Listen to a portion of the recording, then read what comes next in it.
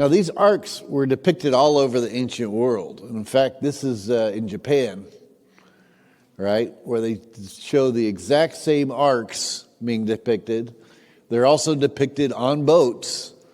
This is, being preserved within the Shinto tradition. But the fact that it's being preserved all over the world by these different cultures suggests that this was a worldwide network at one point in time that had been inherited by these different cultures, probably going back to a root civilization that we now refer to as Atlantis. Now, in these ones in Japan are placed the cremated remains of their leaders, right?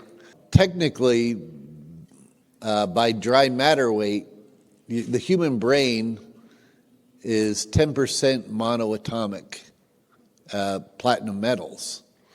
If you were to calcinate down the human brain, which sounds kind of gross, but it is literally something that's within us. And there's even some belief that one of the competing religions to Christianity early on was Mithraism.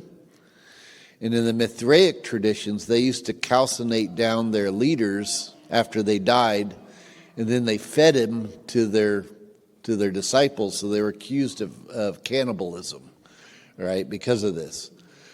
But probably what they were doing actually was they were calcinating down the leaders, and then they were extracting the monoatomics out of them to give to their followers.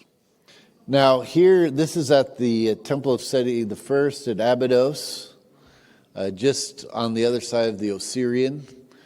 There was a particular room. There's a room that's closed to the public. It's called the Om Seti room now.